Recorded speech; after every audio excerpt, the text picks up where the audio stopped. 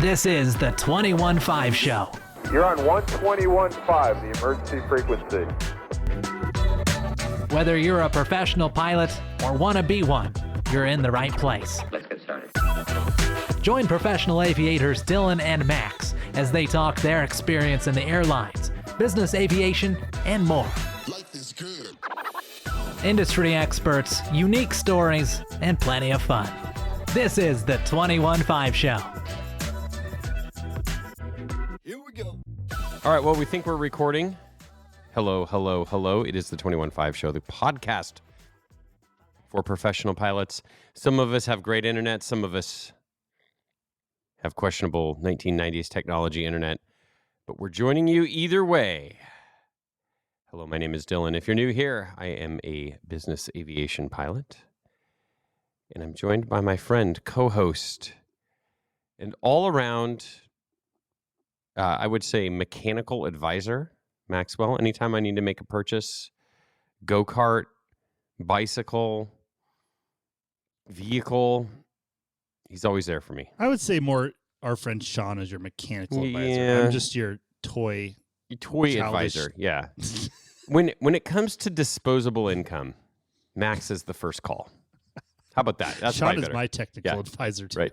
That guy's Yeah. a genius. That's good. So we've got Tim Pope, who's our financial advisor. That's for the Mhm. non-disposable income. Yep. Actually, we need to talk about that. I had a big meeting with Tim. Okay. That guy's great.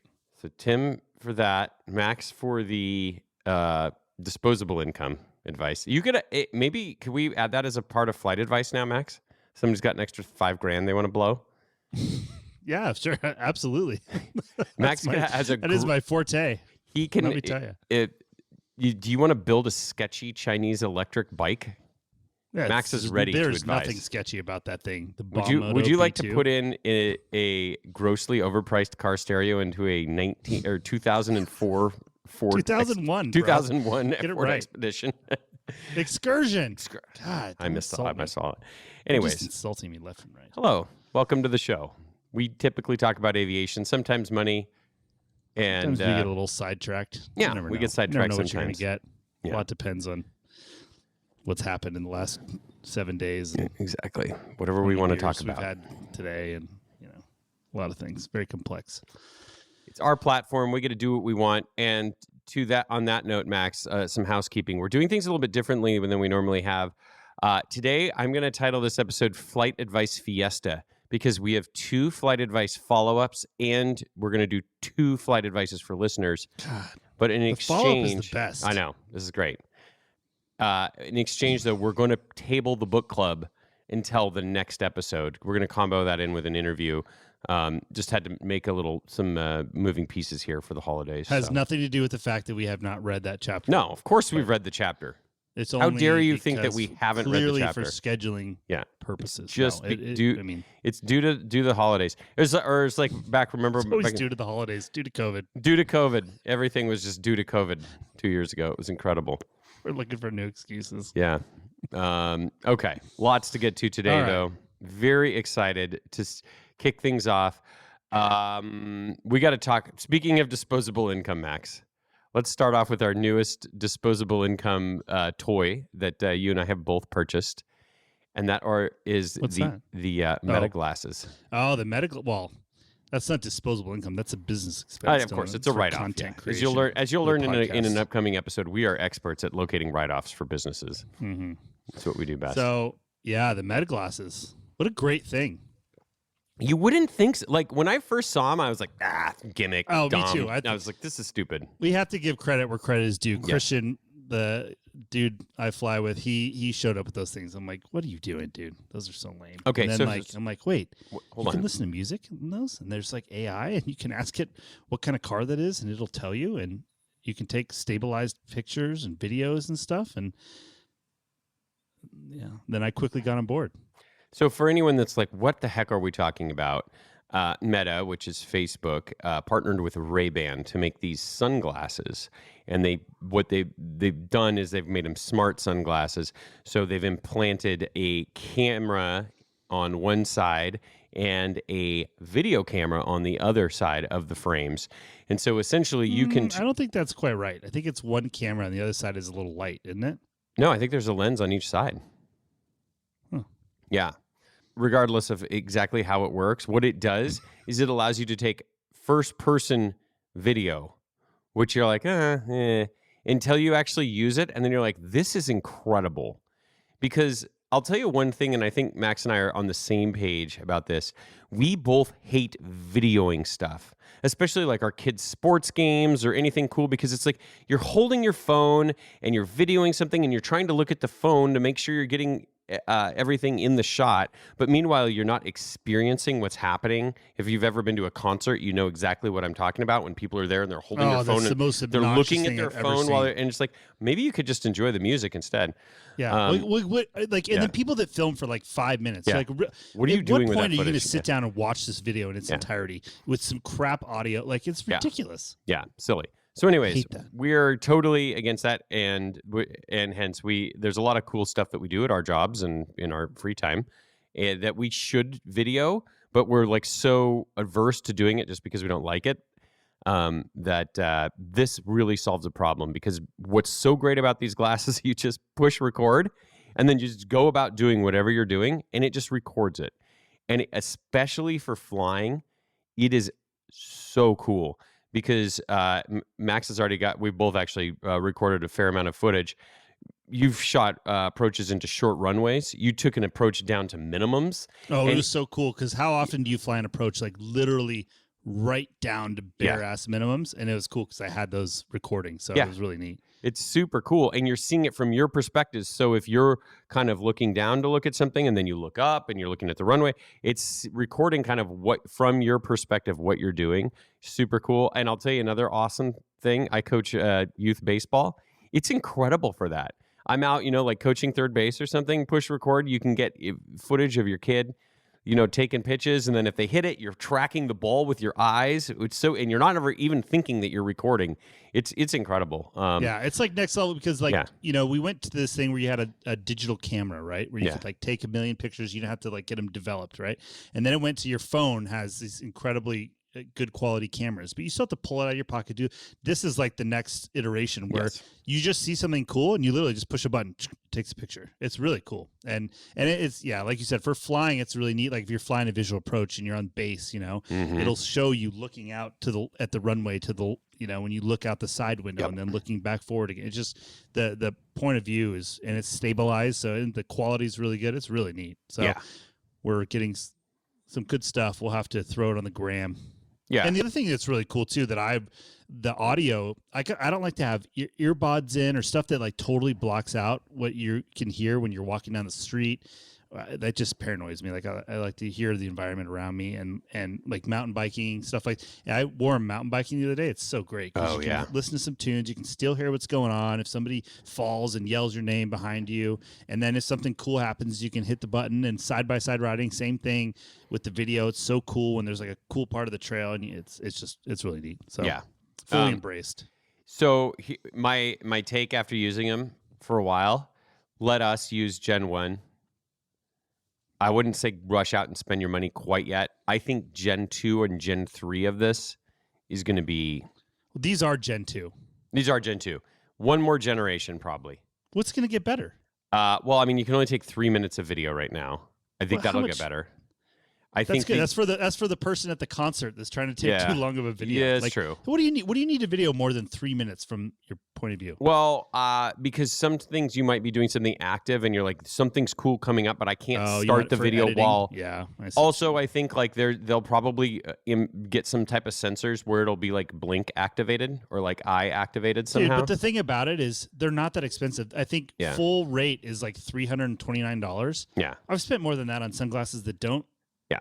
Have all the tech in it. Like, and they went on sale, I think Black Friday-ish or whatever. We're like $100 off that. Yeah. They're not that expensive for what they are. Sure. Like I would think they're $500 or something, but I'm very happy with the purchase. And they don't look terrible because they partnered with Ray-Ban, so they're like they're a little bumpy. Now, people Wayfarers, probably whatever. think, oh, this is creeped out. Like, this is crazy. Now people are going to be filming me Everywhere they go, who knows? There is a light that illuminates on the sunglasses when you're recording. So if you knew what to look for, then that would tell you, that would clue you in that people are recording. The thing is that a lot of bystanders are just going to see some weird white light on a guy's pair of sunglasses and be like, what the heck? So yeah, most people, I wear them around as my dailies now, and nobody notices unless they really know what they're looking for. But one other thing we should mention, and we'll move on, is that I have like the regular sunglass kind. Dylan got the transitions lenses, which are not as great for his sunglasses, right? But it's cool because you can wear them at night. And I got some night. I want to do it for like night landings and stuff, and like night baseball games. For my kids and that stuff, it does work really well. Cool segue into the next thing I wanted to talk about. I want to say, if anybody does get the Meta glasses and you come up with some cool aviation videos, send them our way. Let us know. Yeah, we'll put them out there. Yeah, be great. And this nice little segue into we've talked about this before. We're not paid to talk about it, but we both love the upset recovery training down at APS down the road in Phoenix. And I got the Meta glasses on day 2 of upset recovery training. And I like ran out to Best Buy and got a pair because I'm like, this is so cool. Like I need to get this perspective. And it was really cool. So we'll put a video together of that as well, flying around the Extra. And I mean, that's the perfect airplane to have those glasses with the huge canopy with like unrestricted visibility and then getting to see the airplane do a bunch of stuff. So very fun toys. Like we said, we're here to talk about disposable income today. Let's talk about more disposable income write-offs, more geeky stuff. What else? Microsoft Flight Simulator. My son Gavin was on for a review a couple weeks ago. It was a little rocky start, and honestly, we've been traveling a bunch as a family, so haven't got to play it a ton. But I know you've been living your dreams a little bit, and then also teaching the next generation. So, how's your experience been so far, dude? This flight sim is next level. Like, I'm not a big video game guy. Like I play or whatever once in a while, but it's really cool. Like the graphics are really good. And when you go to places, like you can legit practice flying into a backcountry airstrip to get the approach and see what it looks like without having to do it the first time for real. Yeah. And the visuals are good enough. I mean, they're really, really good. Like it's quite impressive, really. No, but it's cool. I mean, beyond playing around and taking airplanes to places they shouldn't be and whatever, and having just fun. The reason we got this is an experiment. So I'm going to try and teach my youngest son, he's 10, to do, like today we had our first quote unquote lesson, and I put him in a Carbon Cub because it has the G3X, which is kind of what my plane has, so that looked right. And we just did. He took off. We have rudder pedals and the whole thing, and a joystick and a throttle, and he took off. I taught him how to do like a constant airspeed climb, like looking outside. Then we leveled off, did some level flight, some turns, level turns, and then a constant airspeed descent. And I wasn't even going to teach him to land. And he's like, oh, yeah. He didn't want to land at first. And I'm like, yeah, it's cool. I'm trying not to push him, And so he goes, okay, I want to land. I'm like, all right. So we turned back towards this is all out of Deer Valley where we always fly. Like everything's what we really do. Yeah. So he came back and he, I talked him through the landing into Deer Valley, and he like got on the ground, kept it on the runway. And there's some assist in there too, you know, like with trim and things like that. And ultimately we'll turn that off. But he did it and he liked it. And it was awesome. I mean, like you can really, if the avionics representation is accurate, I think it'll be.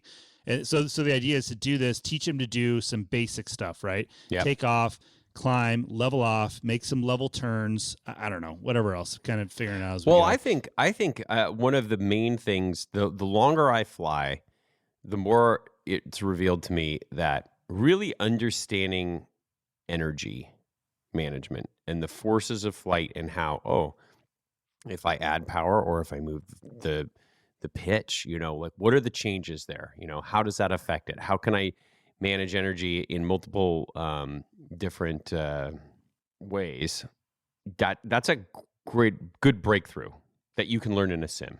Oh yeah. Oh, you can get, I really think, or if you're like flight training or if you're doing instrument training, like these things are so good now. Yeah. And And you can do it on a gaming PC, and you can get crazy with virtual reality and the whole thing. But realistically, dude, if you have an Xbox or you buy one, I mean, we're talking, what was an Xbox? $400 something bucks. I mean, if you go for less than $1,000, you can get the top level of the game, the top Xbox. Games a couple $100 for like with all the planes. But you don't even need to get that. No. Like if you just go get with the one basic with the 172 version. or whatever, and the controls are a couple $100, and the Xbox, whatever. If you get on Facebook Marketplace, between whatever. $600 to $1,000. Yeah, but it's if you're flight training, like that is a drop in the bucket compared to saving an hour of flight training or whatever.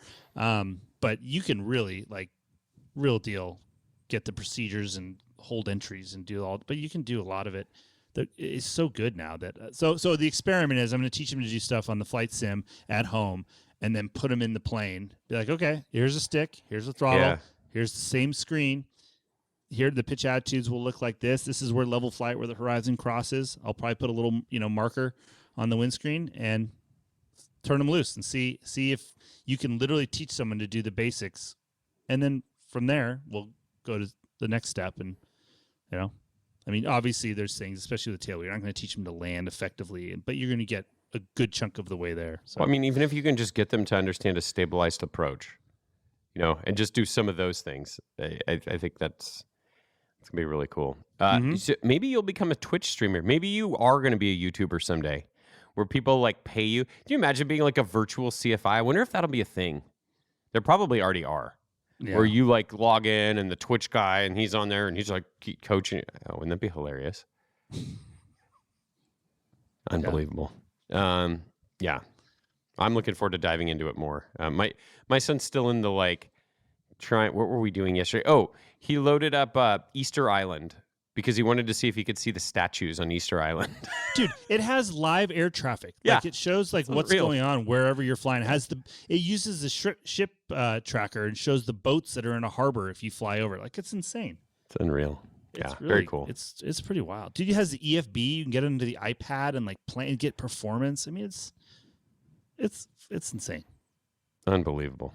But it's really fun too because I get to live my dream of flying the MU2s in the big dog pack we got with all the extra planes and it's like they custom made the most expensive package and they're like, where should we put this MU2? And they're like, where are those 9 guys that'll buy it, but they're all gonna have to pay the maximum $200 for it, and they got us. You can fly the Antonov 225, the Dreamlifter, that hauls the 787 wings around. Gotcha. But speaking of the MU2, I heard that somebody emailed you about it the other day. Yeah, because when we were talking to Brooks and I, jokingly but kind of not jokingly, asked him about the MU2 market, and I just got an email from one of our friends at the local here in Phoenix. It just goes, "I love when you talk about the MU2 on the podcast." Smiley face. And I wrote back, I'm like, you might be the only one, but there's 3 of us. There's content for 3 of us at least. But I think it's funny. So whatever. That is good. All right. Enough computer geekery. All right. Let's talk about what it's really like to fly an airplane, and that is deal with incredible maintenance headaches. Is this episode sponsored by that fuel leak company or no? No. No, it is not. That's why you want to put me in a bad mood. Well, everyone's on the edge of their seat here. I mean, I put the image for the last episode had an airplane with $ leaking out of the wing. So I figured that we at least needed a follow-up. Are things improving or are they circling? It's going to be done completely legit and fixed forever because the guys that I have on it are just this is what they do. That's all they do. Here's what he said to make me feel better today via text. He goes, "I'll say this. I've repaired fuel leaks on all kinds of aircraft in every size. They all leak. At least this one, you'll have a leak-free wing. I'm saying this in case you plan on buying another aircraft in the future." Did you reply, "I will never buy another airplane ever again"?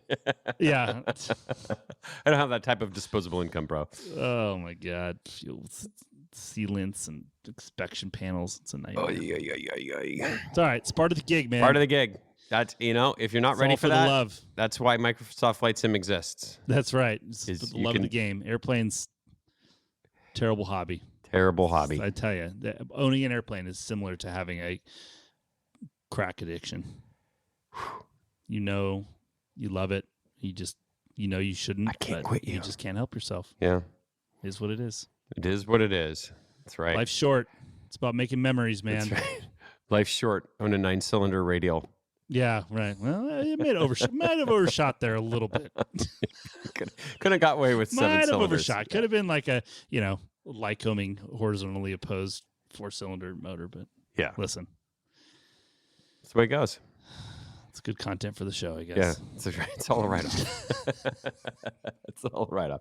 Anything exciting on the professional side of things? Have you done anything cool? Last time we talked, you had gotten your first de-ice. We had set the over-under on the first de-ice, I think, at December 3rd, and you were like mid-November, so... Yeah, got the de-ice. Got that done. Relatively painless. Yeah. We're very well prepared. Good. It would appear. What would you like to take a moment to promote one of our favorite products on the corporate side, the snow broom? Is it time to put the snow broom back in the plane? Is that back in the cargo hold? No, not for us. I'm gonna have to load that thing back in. The only time you need the snow broom is when you want to go to Aspen for New Year's, or anytime between Christmas and New Year's. You want to go to Telluride, places like that where there is not going to be hangar space available. Yep. And it is likely to snow. That's when you got to arm yourself with the snow broom. In my charter days, we just had to carry it because you just never knew. Yeah, you were just going to go wherever. Yeah, that's true. Snow broom is not. It's not an alternative to de-icing. It's a way to remove all the built-up powder. It saves you money. Wings. It's a money-saving device. It is not a. Do not try and avoid de-icing because of this. It's just to help you remove all the excess snow before the de-ice truck shows up. That is one of the nice things at the airlines is when you show up and they've pre-de-iced it at the gate. You're just like, oh, this is fine. It's nice of you. Thank you. Appreciate that. Oh, I was in. I was going to ask you about this. I was in PDX recently, and they had the glycol vacuum truck. Have you seen one of those before? No, I had never seen that before. Oh, I have seen. I take that back. I have seen one of those before. Yeah, I didn't know. I mean, I guess it makes sense, but yeah, it's Trump's a truck. Gonna get rid of those. A truck that basically just vacuums up all the glycol on the ramp after a de-ice. Yeah, that's pretty cool. I don't know what they do. I mean, most places don't do like. Yeah, I mean, I would. It's just going to depend on your jurisdiction. Now, it might be because for those of you that have flown into PDX, it's right next to a big river, so it might have to do with so it doesn't leach into the soil and then eventually get into the river or something. Kind of a, kind of crunchy area of the country anyway. More of a granola crowd there, so that could be part of it. But what do you do with recycled, re-vacuumed glycol? They recycle it, I'm sure. I guess you just filter it and redo it. Interesting. Yeah, I'd never seen that before. I watched that guy work for a while, and I was like, "Is that a good job?"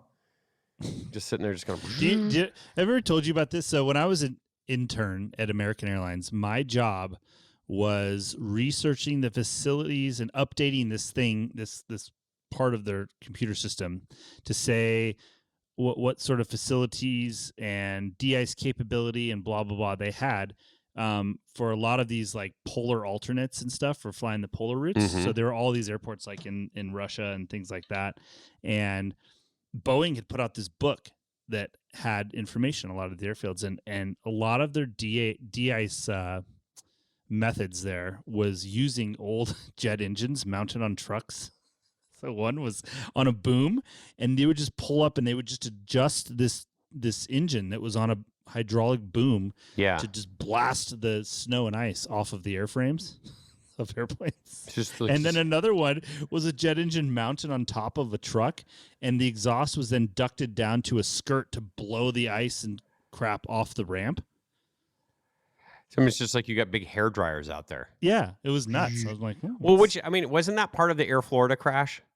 Weren't we just talking about this a few chapters ago in hard landing? Because they pulled up too close and then it blew off all the. I mean, I guess it's a different scenario a little bit, but yeah, well, I guess that's interesting. A lot of ways to skin that cat. I guess just you got to melt the ice with snow broom, jet truck, whatever you got to do.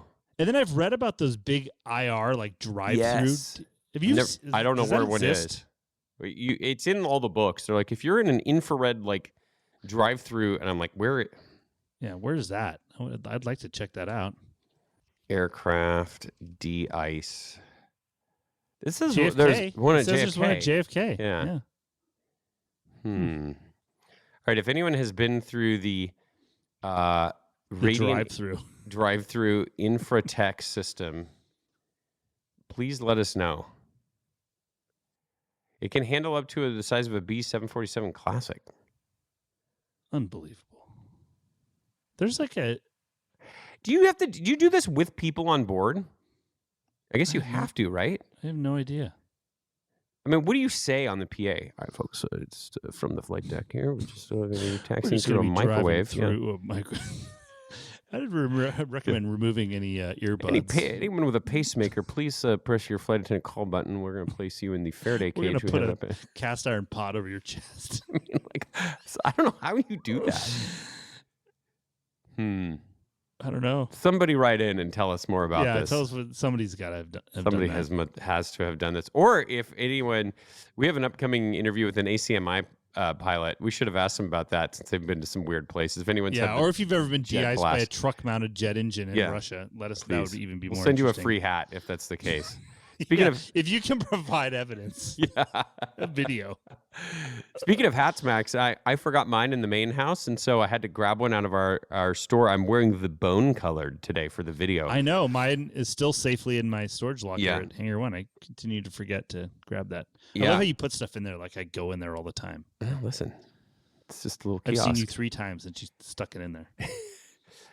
So this is the bone color. I really like this one. Max is wearing the black one if we're doing a video segment on these.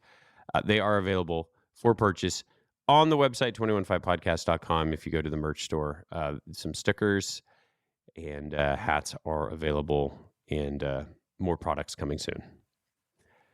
All right.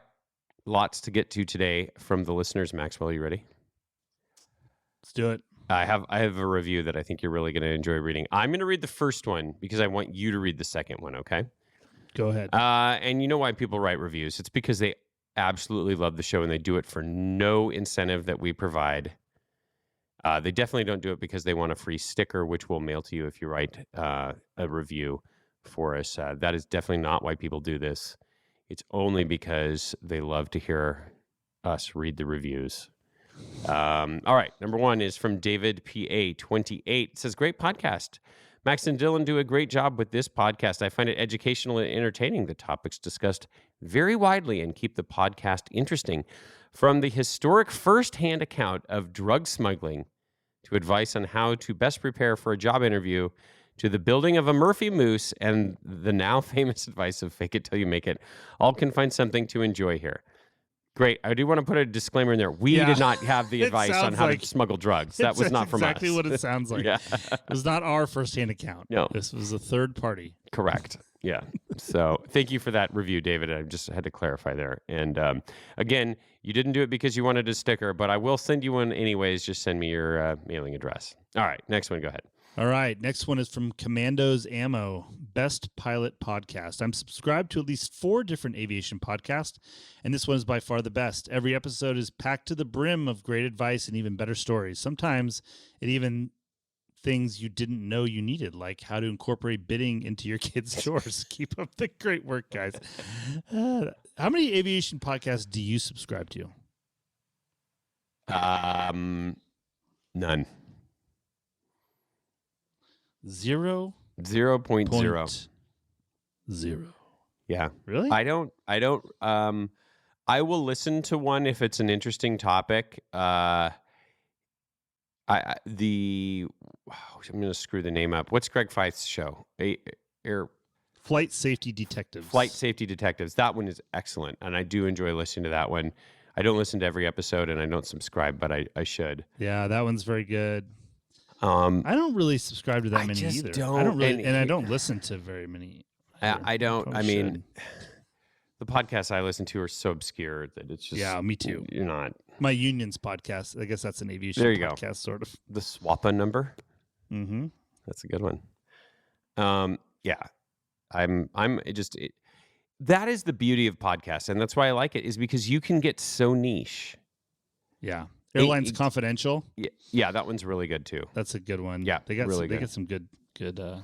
Yeah. Oh, and of course, I'll tell you, there are a couple more that are really good that I have been listening to a little bit more, and that is our boy Tim Pope has been making an appearance on Passive Income Pilots podcast, and then Tim's is the Pilot Money podcast. Both excellent. Again, like we said, never take financial advice from pilots, so that's a good way to avoid that by listening to an actual real professional. So, yeah.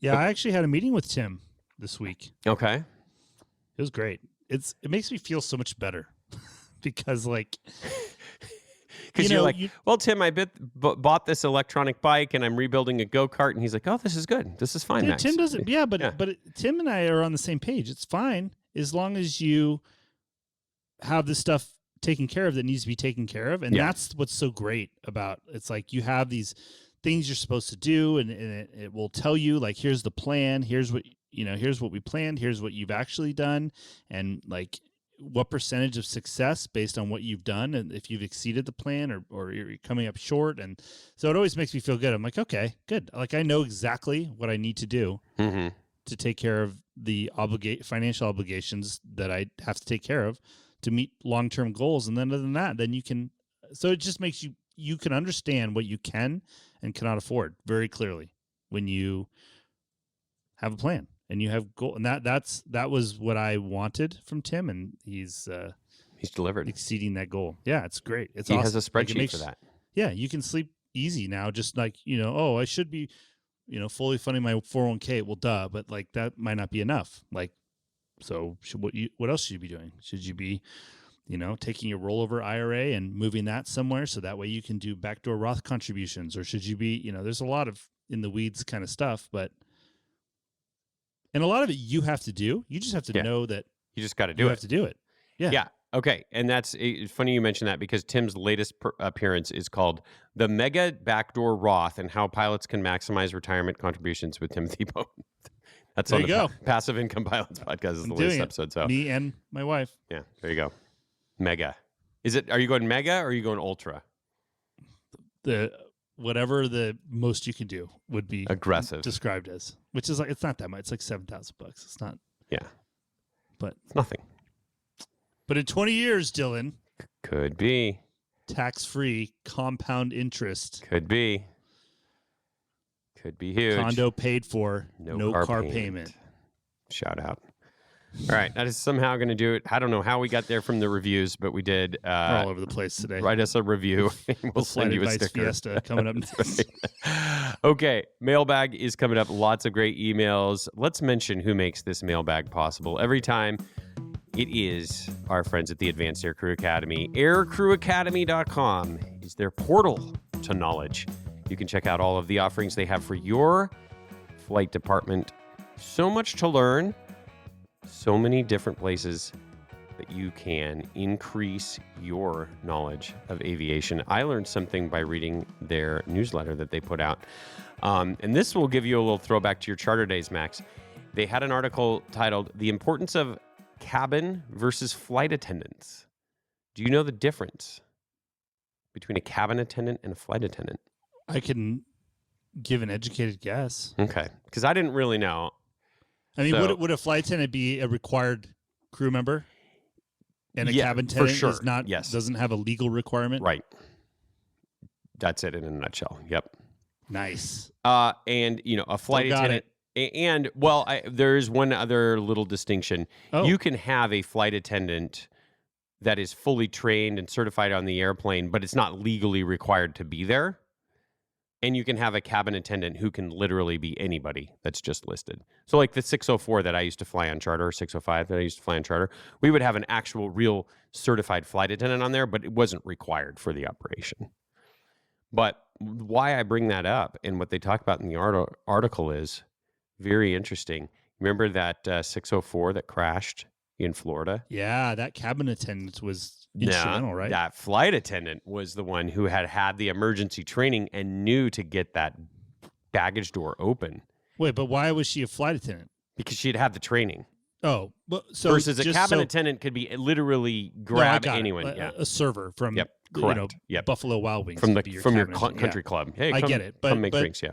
But so a flight attendant, even though on that 604 was not required Correct. crew member, like on a 121 or whatever, Yep.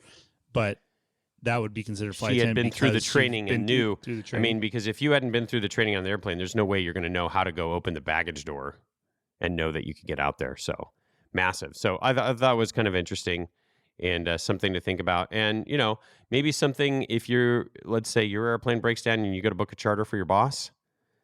And, maybe another good question to ask when you get the quote. Who is this person that you're trying to put on the plane with my folks? Are they somebody that's just serving drinks, or do they know what they're doing?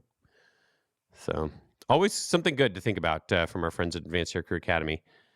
On to the mailbag after we fix Max's camera issue here. Hold on. Yeah, time out. Are you now underwater? No, I leaned over to get a drink. And then your camera is so cool, but it focuses. Such a good camera, and then it trips. How did I fix this last time? How do I switch? You have to do 10 jumping jacks, I think. I know. Oh, there you go. There you go. Bingo, bango. Yeah. We're back. So thanks to our friends at Advanced Aircrew Academy. On to the mailbag. Here we go, Maxwell. Oh, okay. I'm going to read this one. Let me set this one up. Do you remember the book that for the airline interviews that folks wanted? Yep. We had a massive response for that, by the way. I think probably 20 or 30 people wrote in and wanted a copy of the book. I think we only had 5 or 6. I apologize. There's a lot of folks that aren't going to get a copy. I tried to respond to the email that you sent in. If you haven't heard from me, I'm sorry we ran out of copies. There's a couple more I still need to mail out. I've been on the road, but they are coming. But Brandon received a copy and wrote us a review, which was the terms of the deal that we said. So here we go. He says, "Hey guys, thank you for the copy of this book. I thoroughly enjoyed it. One could say this book slaps. No cap. For real though, the narrative style, present tense form of the book really makes you feel like you're sitting with David over a couple of drinks and reminiscing in a way that keeps the pages turning while also being chock full of great information and insights. As a person who fervently researches almost every new experience before getting there, this book is exactly what I've been looking for. I greatly appreciated the candid inclusion of David's thoughts, fears, and worries throughout the training process. While the descriptions of the training process and the struggles may feel a bit daunting, it's good to know it feels that way to everybody. His vivid storytelling kept me on the edge of my seat through all the trials and tribulations of interviewing, training, and IOE. I do agree with his assessment that current airline pilots may not want to read this book to avoid reliving the trauma, but I strongly recommend it to anyone else in my shoes who is, hopefully, just a few months away from the first jet job. I must warn, though, my fellow 1,500-hour warriors may shed a single self-pitying tear as I did as I sit with it an expected 12-month wait for a SkyWest class date when they read his description of receiving a CJO and immediately being asked, would you like to start training the next week or the week after? Jokes aside, I love this book, and thank you again for sending it to me. And that's from Brandon. That's a pretty good endorsement, Brandon. That is good. I'm kind of excited. Now I might have to thumb through it. Kind of. You don't want to relive the trauma? Did you have any traumatizing? I didn't have trauma, but it was like, I was lucky, okay? You were a year ahead of me in school. I had a ton of friends that were all older than me that had gone through the process. So I knew like some of the basic concepts we talked about on this show over and over again. It's a marathon, not a sprint. Don't blow yourself out in the first week and try and memorize every single thing. Take this one step at a time. Don't take time to go sit by the pool or go out and have cocktails with your buddies. Don't study in your room, blah, blah, blah, all that kind of stuff. So wait, are you talking about airline training yeah. or like college? Airline training. Oh, okay. I'm just saying my college buddies were a little bit older than me, so they told me all of this, going in, because they'd already done initial training. But for somebody that doesn't have that, then, it's good. But even going through all that, it was a very memorable time. I mean, because you're learning so many principles that you're still using today that are you're just having to absorb so much more than you do in any subsequent professional pilot training that it's a lot. Yeah, that first one's pretty gnarly. Pretty gnarly. And I had to do it on like a gnarly airplane too, which is definitely the hardest airplane I ever learned. So Okay. Great All email. right. Thank you, Brandon. Go ahead, Max. All right. The 707 title in the podcast got me excited as I was expecting you to talk about the last two non-military 707s still flying in the world. Omega Air Tankers, 707 Golf Foxtrot and 707 Mike Quebec. Let me know if you ever want a geek segment reviewing the final stragglers of the retired aircraft still flying in the U.S. Still loving the podcast, guys. That's from our buddy Phil Durner. Phil. We have to have Phil on soon. We should. Yeah. Phil and I could geek out. We could geek for a while. We could have a nice Maybe geek get Gavin sesh. in there. You know what? I bet we should talk to Phil about the Martin Mars. We could really. I was just going to tease that. I just didn't have know a what we wanted to say about it. What do you mean? Well, we are trying our best to track this Martin Mars down. Have we not talked about this? No, we haven't talked about it on the show because I didn't Really? know if we wanted to because I don't want to make any promises we can't deliver on. So why don't you just go ahead and let's just talk about this right now since we're All right. set it up. So, if you don't know what the Martin Mars is the largest flying boat that was actually operational was built. It's like a 200-foot wingspan. It's a really cool airplane used in World War II, basically mostly after World War II. It would fly to Hawaii, big 4-engine radial, engine deal. But again, it's a flying boat. It is not amphibious. It has no landing gear. It looks like the spruce. It looks very similar. If you saw it, you'd be like, "That's the spruce goose." I mean, it's just this huge flying boat. And I've always been very fascinated with this airplane. And there was like 7 built. There's 2 remaining. They were modified as fire bombers, and they flew until like 2016, and then they retired them. And they've been trying to sell them and figure out what to do. And they finally figured out, okay, we're going to donate them to these museums. So somebody tried to trade them for a Murphy Moose for one. I heard. I don't know. I don't know if that's Can you true. imagine, dude? Thing burns 400 gallons an hour of avgas. It's no joke. This Moose has a fuel leak, but I think that's the least of your problems. Listen, so anyway, these airplanes, they had to get a set of propellers overhauled. So they have a way to pull them out of the water. They can attach these landing gear to the side to winch them out of the water and work on them and stuff. And Coulson up in Canada is who operated them, and they have all the infrastructure to maintain them, obviously. So they had to get a set of props overhauled and get the engines going, do all this work to get them flyable, right? Because it's the only way to get it. So one's going to a museum in British Columbia, and that was the Hawaii Mars. It's red and white. You've probably seen it if you see a photo. And they got that thing going, flew it there, and then pulled the props off, came back, and now it's the Philippine Mars, which is painted like blue Air Force type colors, and it's going to be its spot is going to be at the Peam Air and Space Museum here in Tucson, Arizona. But as you know, there's no large bodies of water next to the Peam Air and Space Museum. So there's only a couple lakes here that it can feasibly land on, and they are not really saying which one it's going to be because they don't want a bunch of crowds, I think, to interfere with landing the airplane. And then they got to get it somewhere, pull it out of the water, and then they're going to disassemble it enough to be able to truck it. And again, this is a massive airplane. Yeah. So there's some really cool videos on YouTube. The guy walks through it. There's a way to walk it inside the wing while it's in flight to service the engine. There's all kinds of stuff. Really cool. But your turn to dump another cord in, Max. So anyway, I'm exhaustively trying to track through, social media and all these other avenues to figure out. And this airplane's going to fly from Canada, go to San Francisco, spend the night there. It's going to go to San Diego, maybe spend a couple nights, and then come to somewhere in Arizona. And it was supposed to happen November 18th. And they've been working on this motor, and they just took it airborne last week for the first time in 7 or 8 years or whatever it was. And just low altitude, flew down the lake and landed it. So they're getting close, but now they pulled it back out of the water. They're working on the motor. It's a whole thing. So hard to believe they can't get the 4 radial engines. Well, I know, but it will be the last landing ever of that type of aircraft, of which one, nothing will ever be built again quite like that. I mean, there's some big flying boats, like the Russians have some big jet powered ones, the Chinese do, but nothing like this. So we're trying to catch this thing, whether we need to fly there or take the boat out to go capture it or whatever. We're doing our best. So we're going to try to be there. The problem is that, flying, I mean, it's probably you're going to have a few hours notice potentially, maybe a couple days, the best case. Yeah, it's not like I'm retired sitting around here all day. So who knows? We're going to try our best though. But this can be pretty cool. I've already heard from a couple listeners that that are buddies of mine that we've talked to. There is a fair amount of people that are kind of excited about this. Oh, there's people that are talking about flying in and stuff, but that's where it's really hard because I don't think they're intentionally trying to be vague about it because I think there's a lot of interest. Our whole point is here, we spent the last 10 minutes talking about this to butter Phil Durner up because we know Phil's connected. Yeah. Phil, we know that you know the details. Listen, I'm not going to brag, Dylan. Yeah.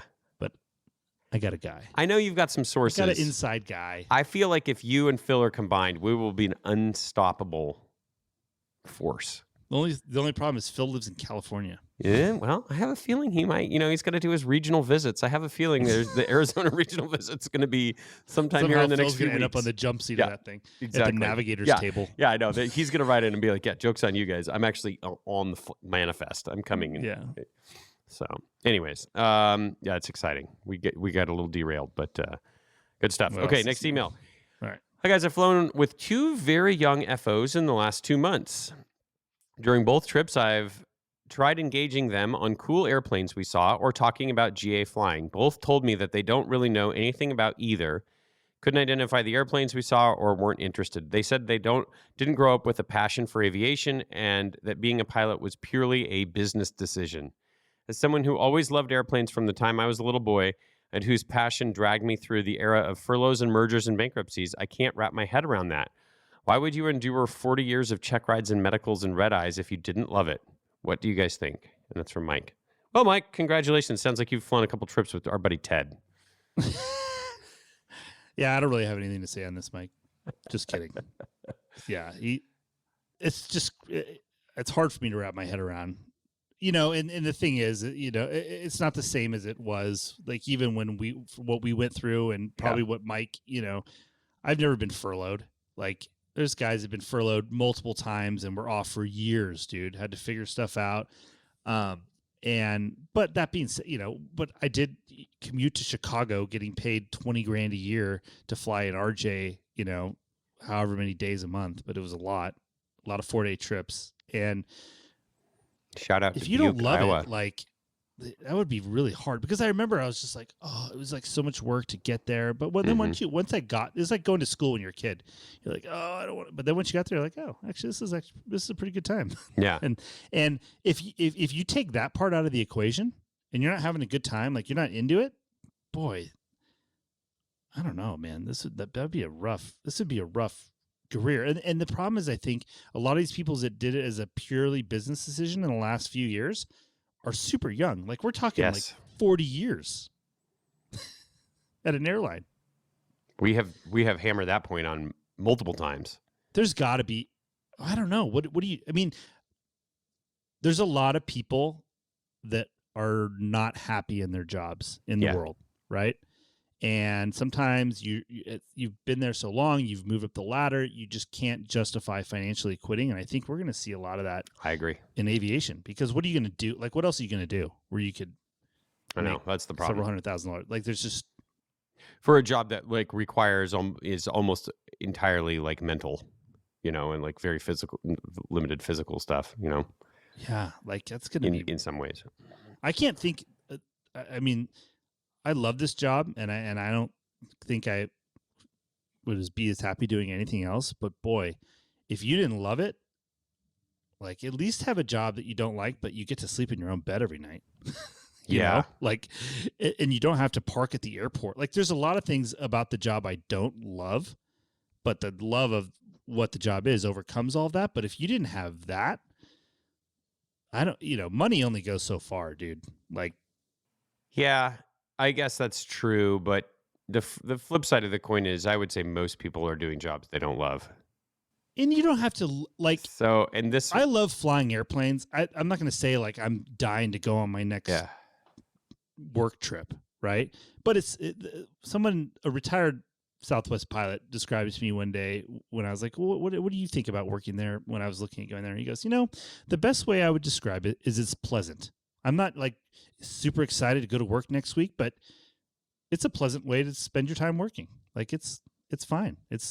And that's a very great description of it. It's pleasant. It's not, I'm not jumping out of my skin here to go fly to San Jose, but it's pleasant, especially if you're with someone cool and, whatever. Yeah. Yeah, it's interesting. No, it'll be interesting in the coming years to talk to James and see if his phone starts ringing for the 35 to 40-year-old dude that's been at Delta for 10 years. And it's kind of like, yeah. We might start getting flight advice. The ones we get of the guy, the pilot, or the person that's like 35, 40 years old, 45 is like, yeah, but I've always wanted to be a pilot. People are like, I can't do this anymore, man. Like, I just don't love it. What else can I do? Career 2.0, I'm going the other way. Yeah. We're going to be like, yep, this is not flight advice. This is land advice. This is a different podcast. Yeah, exactly. Land advice. Sorry. We only do flight advice. Night advice. We don't do crash and burn advice. Yeah. But it is true. It'll be interesting. Anyways, we have talked about this topic multiple times before, but great perspective, Mike. Thank you for writing in.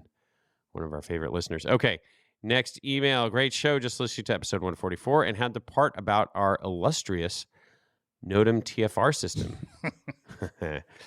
Let's see. That caught his attention. Almost had to declare an emergency for fuel due to a VIP TFR at our destination airport, which was unknown to my first officer and I on a recent flight, i.e. not documented on our flight also release. Unknown to the dispatcher. Yeah.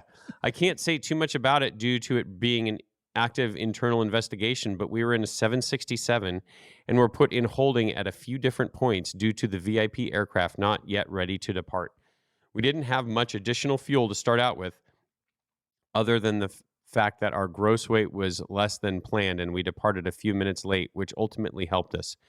Would have been very interesting had we declared emergency fuel with Air Force 2 holding short of the runway. I don't think the Secret Service would have liked that too much. That's from Anon. I wonder what they would do. I'll tell you what, this emailer brings up a really good point, and I actually have gotten burned by this as well. The start of the VIP TFR is set in stone, usually. The end of the VIP TFR, not set in stone. That's a bold statement, because literally the last TFR changed the start time. Well, I mean, it's going to be, okay, I guess it's true. Calm down. My point is, they may not depart on time, so don't think that because the TFR ends at 6, you can land at 6:05. Right. We got pinched. No cap. Yeah. That one in Vegas, same thing. Vice President this was a long time ago, maybe 10 years ago. But we're just sitting there just waiting. Oh, they haven't left. They were supposed to leave 45 minutes ago, but they haven't left. You're just, okay. And the problem is if that's your problem, it's also 100 other people's problems too. So it's going to be back up. It's going to be a nightmare. So if there's a VIP TFR and you're like, well, we're going to come in on the back side of it, just keep that in mind. Mm-hmm. All right. Hi, 21.5 crew. I wanted to follow up with you on some flight advice you provided me back in January of this year. Episode 112. I was an active duty military rotary pilot transitioning to the airlines and guard. In the episode, you guys were recommending me leap more into the fractional as opposed to regionals. While I did end up getting the job at the Idaho Guard, I went pretty much completely against your advice. I'm starting with a regional, not Horizon, based in Boise. This was not despite your advice, but more so because between January and now, they were the only ones who would take me, since I'm only at 750 hours total time. I do still want to eventually transition to the fractional in the future, but for at least the next 5 years, thanks to the training contract I had to sign, I will be faking it until I make it where I'm at. This was a while ago, but I remember that. Yeah, Idaho. I mean, I think the crux of our advice was, I don't think this person was going to leave Boise. Right. I remember that. And so we're like, listen, you could go to a regional based in Boise, but that's probably not your long-term destination. So maybe, Yep. But good. I guess there's a regional based in Boise. I didn't realize that. Got to make a path. What regional is based in Boise that's hiring people at 750 hours? No idea. More questions than answers here, but glad it worked out for you. And good. I'm happy to hear that people... Question for ChatGPT. Yeah. People are not always taking, just because we tell you to do something, that's just one our perspective only. So you got to make the decision that's best for you. So that's the great takeaway from this email. So thanks for writing in. All right, next flight advice follow-up. Hey guys, thanks for the great advice about which route to take regarding my flight advice question. Oh, this is the person that had written in about the customs. Oh, right. I met with James O'Neill, who I learned about on y'all's podcast, and we spoke about which direction to go shortly after I submitted the form. He and I spoke about my dream job. I've always dreamed about being an airline pilot, so he told me not to give up on my dreams at 23. Not sure how CBP planned to use me, but I spoke with a friend who is going through the process now, and it looks like he'll be flying 206s out of the gate. Even though there is a training contract at the regional, I think the fact that I'm 23 puts me in an advantage. I can always go to the CBP later after the contract is up if I still feel like it's something I want to do. This podcast absolutely slaps and has really helped me understand the industry a lot better. Hard Landings is also a phenomenal book. I did get a paperback copy for the street cred. Appreciate all the help. That's from Spencer. Awesome. What's interesting is I just flew with a guy that came from the CBP straight to Southwest. Okay. And that was really interesting. I learned a lot about. I think I could have answered this question a lot better had I had you known him earlier. A little bit, yeah. Yeah, it was really interesting to like and he flew the Blackhawk as well as the fixed wing. So it was pretty interesting. Like in Puerto Rico and then in Arizona and all over the place. It was really cool. Oh, cool. Great guy. That does sound interesting. How much did he fly in a year? Well, it depended a lot on what he was doing because he did a lot of different stuff. Like he flew the King Air, and then they wanted him to go to Dash 8 school, and he was like, didn't want to be in Puerto Rico, and that's the only place they were going to have it. So then he turned down Dash 8 school, and then he was on the Blackhawk. So I don't really remember because he was kind of all over the place on helicopters and fixed wing. But got it. Okay, sounds like. But from what I was picking up, they're pretty busy. Yeah. Okay. Interesting. Okay. That is going to do it for the mailbag. Thanks to Advanced Aircrew Academy, aircrewacademy.com. You know them. Go check out what they got for you. Next is flight advice, Max. A little disclaimer. I actually, after this first one we read, or for the second one, I added a question to flight advice, the form to fill out. It is still optional, but please, this is one of the most crucial questions we've learned. How many hours of flying are you getting at your current job every year or every month? Or you can break it down wherever it makes sense. But I think more and more, especially when we're talking about low time pilots and they're like, should I do this job or that job? It's probably one of the main things that help us to kind of give some advice. So now that is an actual question. We had somebody write in, and I actually sent them a follow-up email, and they just got back to me like a couple minutes ago. So I have the answer for one of these, so that'll be useful. But please, if you're writing in for flight advice, fill that question out if at all possible. I get it if you're military, maybe not quite as important, but especially civilian, it's really helpful. So anyways, on to flight advice, which is, of course, brought to you by our friends at Harvey Watt, harveywatt.com. That's the spot for insurance. Loss of medical or life insurance. I was just talking to a buddy the other day that was looking into the life insurance policies that Harvey Watt has. Did you know if you go through a regular carrier, there's a lot of exclusions. Life insurance companies do not like pilots. They have a lot of questions. Especially if you're not an air carrier pilot, exactly. Like 121 or 135. Exactly. If you're 91, they look at that as like you flying around your 182. Big strike. Basically. Yep. You need to go to a provider that is educated. You can go on their website, which we actually did, and went through the whole process. You just fill in the clicks, answer the questions, and it'll spit out the quote right there to give you an idea of what you're looking at. There's hardly any exclusions. Dude, you never know. I have a story. A friend of ours, a good friend of ours, professional pilot, was helping somebody on their elk hunt, stepped between two rocks, snapped both their tibia and fibia and ankle, has to have huge surgery. It's going to be out of work for not weeks. We're talking months, dude. Like serious recovery out of work. So those insurances, and he's my age. I mean, those insurances don't seem that important until they're the most important thing in your life. That's right. When you need it. It's like Red Guard. Or lawyers. Exactly. Nobody likes lawyers until all of a sudden you really need one. That's right. That's right. Visit harveywatt.com. Get it together now. It's just another box you got to check. Then you can focus on the disposable income. All the fun stuff. On to flight advice. Okay. We got one airline one and one corporate one. So this is a good mix here. Number 1 says, best way to reach out to a flight department to start networking for future employment and getting to know the team to make sure it would be a desired destination. This flight department is owned by a large family agricultural company, and it's called Beck's Seeds. They have 2 to 3 medium-sized jets and an H-135 twin jet helicopter.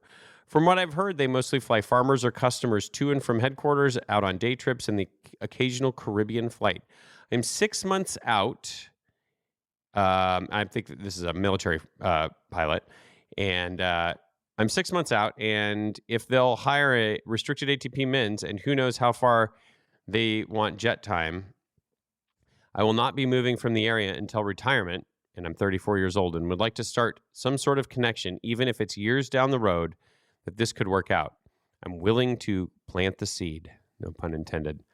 I'm a rotor. Oh yeah, here we go. I'm a rotor guard pilot working on fixed certs to get a full-time flying job. 430 hours total. Next move is CFI.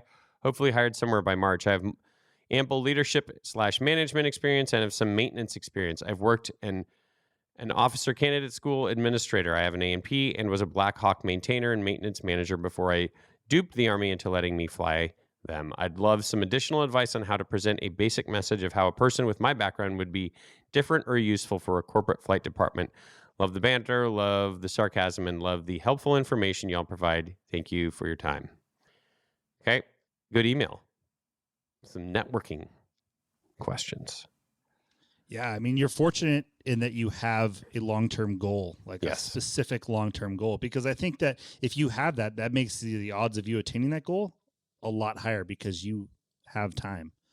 And I think people really like to see like people showing interest that aren't qualified. Yes. Because they know they're not getting a job. Like you're putting in time to something that has zero likelihood of short-term return. Yep.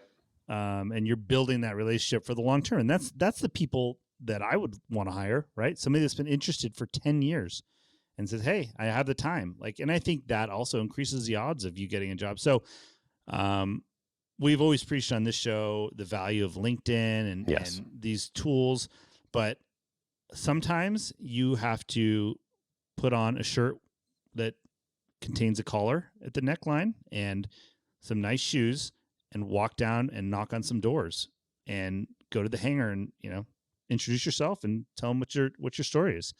And sometimes that type of thing can be very effective. That's how I got my first corporate job. I'll never forget sitting on the edge of a bed in a hotel somewhere miserable in the winter.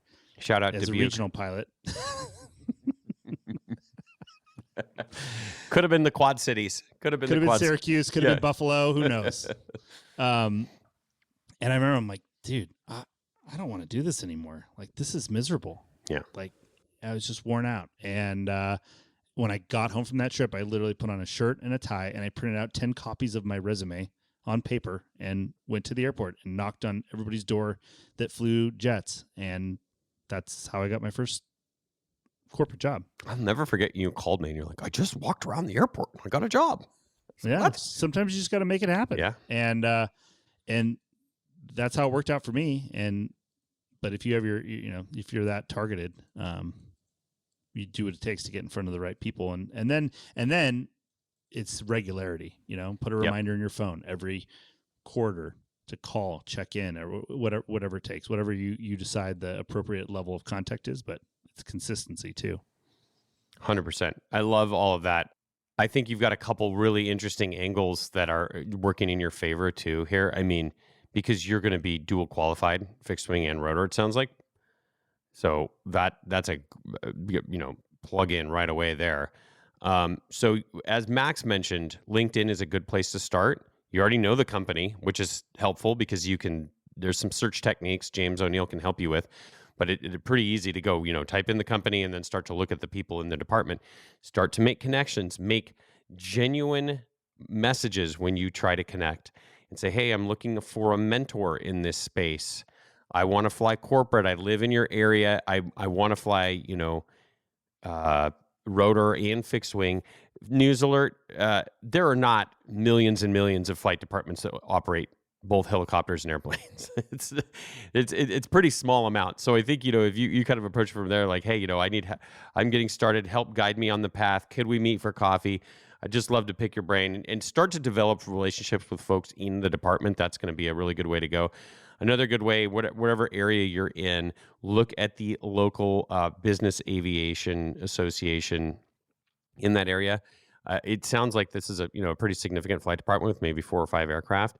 They're probably members of it. This is a good place to also meet folks too, start volunteering at their events and going, just sort of meeting people, asking for nothing more than a conversation and guidance there. And I think you're going to find that folks are pretty welcoming.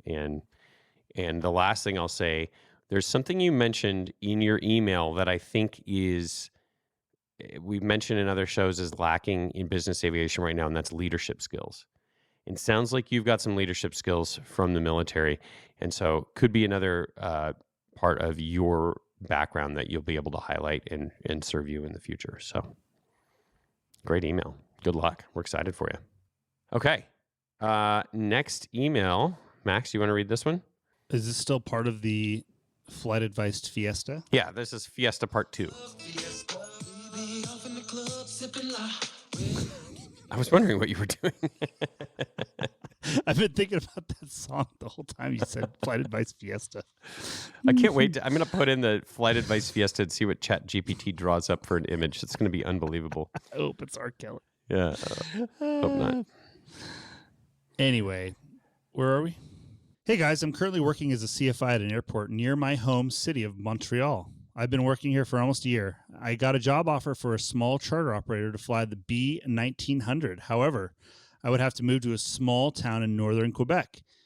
I know that things move differently here in Canada, but I was wondering if you guys would take the job and fly maybe a year or so to build some multi-turbine time, or just wait till our regional starts hiring again and just maybe be able to jump in the right seat of a Dash 8 without having to move. The thing about the job offer is that they told me that I should expect about 400 hours of flight time per year. I don't know if the lack of flight time should be a concern. The statistics are he is engaged, 24 years old, 600 hours per year as a CFI, single engine VFR only, no multi at my school. Boy. This is one of those things you gotta take the opportunity that's in front of you. Like, if you're looking to advance your career, if that's your goal, then it's a no-brainer. You got to go do it, because that is better time than a CFI. Even if he's building 600 hours a year versus 400, but twin turbine, real deal flying is better quality time. I'd take the trade-off, wouldn't you? 100%. Yeah. Unless there's a really compelling reason for you to not move, like because you've got to care for a family member or something like that, or it says you're engaged. So, I mean, obviously I would imagine that your fiance is on board with this. That was the first question. When I read engaged, I was like, Yeah. However, you're engaged. This would be a good introduction to what it's going to be like to be married to a pilot. So it could be a really good litmus test right off the bat here. Yeah. But I agree with Max. This is pretty much a no-brainer. Go fly the 1900. And Plus, dude, you're 24 and you're not going to be showing up by yourself. I'm assuming you're bringing your fiance with you. Like, a small town, who cares? You'll probably make some friends you'll have for the rest of your life there. It's just, there's always cool stuff around the corner. Don't people get too caught up in the what ifs and the maybes, but it's just sometimes you just got to send it and figure it out. And a lot of times it works out. At least in my experience, things like that have worked out better than anticipated. For sure. Plus, I can guarantee you, without even knowing what your career is going to be, You're going to tell the majority of your stories later on are going to be about flying in 1900 in northern Quebec. I was just going to say. Later on, later in your career, that's the stuff you're going to think about. It's not going to be, I was flying the Dreamliner. It's going to be like, no, remember the time there's no autopilot in that thing, and we're just... Again, I've said this before. I'm sure it offends some people, but I can't think of a more boring path than being a CFI, going to a regional airline, and going to a big airline. While probably the most efficient path, also the most boring. Yeah. So I bet the 1900, a small charter operator in northern Quebec, is going to be like landing on dirt strips and doing cool stuff, like flying animals around. Who knows? Yeah, who knows? Mining stuff, whatever. But it's just, everybody should land on dirt and fly upside down. Like, that should be a prerequisite for any sort of professional flying. So, that's right. So knock that one out. Yeah. But I just to circle back to what I said earlier, very key information was helping us understand how many hours per year you were flying as a CFI. Maybe you should add another one. Is significant other willing to relocate? Yeah, exactly. Well, I mean, that's sort of like... Where does your significant other's parents live? Yeah. It should be like, what is the level of support you're receiving? On a scale of 1 to 10, how into your career is your significant other? Yeah. What sort of income? It's pretty funny, dude, because the excuse of most pilots that I've talked to that commute to places, it's like, oh yeah, my wife's never going to move. Her parents live there. Her whole family's there. We're not moving out of Little Rock, or whatever it is. Just like, bro, what? But, which is why when we mentor younger students and we talk to people starting out in this career, one of my main points is that they tell me their dream job and this and that. I said, I said, that's great. Here's the problem. Where do your significant other's parents live? And most of them go, well, I don't even have a significant other. I said, exactly. You don't even know what you don't know right now. So it's great that you have goals, and I hope you get to do them. But the things that may become important, that are going to be extremely important later on in your life, you can't even answer the question, which goes back to us. The thing that we say, which is so important, is build the strongest foundation you can to give yourself the most flexibility to be able to make the choices later on. In case in point here, this person flying the Beach 1900 chartered, like, that's a no-brainer. That's going to open up so many doors for you. You can go do many different things. So, anything else? Let us know how it goes. Yeah. Any other soapboxes we need to get on right now? I think we've stood on. Should we make a sticker? Where do your spouses parents live? Where does your spouse's family live? Is it in the base of a major airline? If not, is it in a gateway city for NetJets or FlexJet? Yeah. Step 3. That is it. Yep. Yeah, we can make a flow chart. It would be hilarious. Yeah.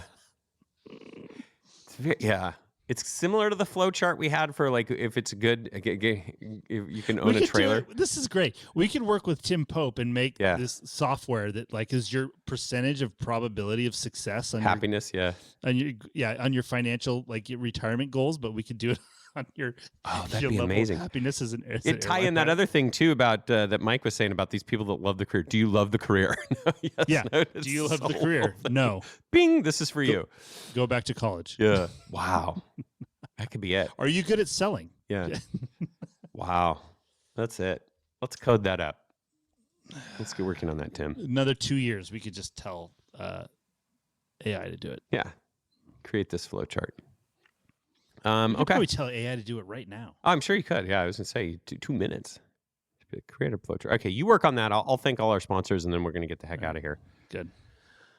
Actually, speaking of sponsors, the last thing, Max. Let's thank Harvey Watt for sponsoring Flight Advice. That is going to do it for Flight Advice. Visit 215podcast.com. If you have a quandary for us, there's an anonymous form you can fill out, or you can just shoot us an email, info@215podcast.com. We will try our best to give you the free, unaccredited advice that we can provide you, which is worth exactly what you paid for it. And as you heard, some listeners listen to us and some don't. And it'll usually work out either way. But anyways, sponsors. You have been a busy beaver. We've got some new sponsors coming up in the coming year. And I just wanted to ask you, because we get emails for every once in a while from folks that want to sponsor the show. 1, do we have any room for anyone in 2025? And 2, like, what's our philosophy and how do we approach like taking new sponsors and how does that all work? Sorry, I wasn't paying attention. I just threw you a big softball. I was doing the chat GPT flowchart.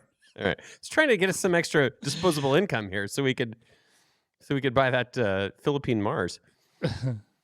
Question number 1. We get emails from folks that want to sponsor the show.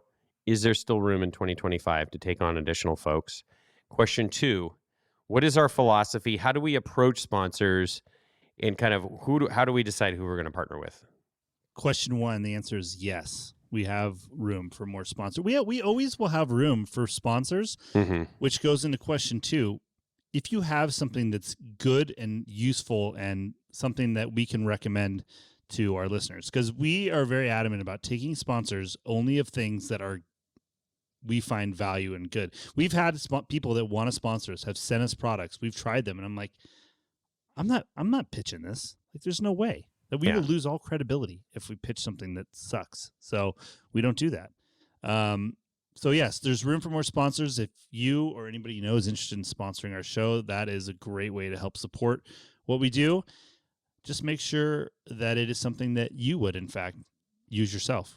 Yeah, that's well said. Or feel good and sleep good at night pitching to our very valuable listenership. That's right. That's why we didn't have the big fuel leak sponsorship deal fell apart at the last minute. We just couldn't come to terms. It wasn't a product we could use. Well, one of us could use it. One of us couldn't. Good stuff. Okay, that is going to do it for the show. Let's talk about the folks that are already sponsoring us. Timothy P. Pope, Harvey Watt, Advanced Aircrew Academy, Veris Jet Sales, the AirComp Calculator, our friends over at Pro Pilot World, everyone that's supporting us, we really appreciate it. And of course, we wouldn't even, this episode would have been nothing. It would have been Microsoft Flight Simulator and Facebook Glasses talk without all of the great emails and questions from our listeners.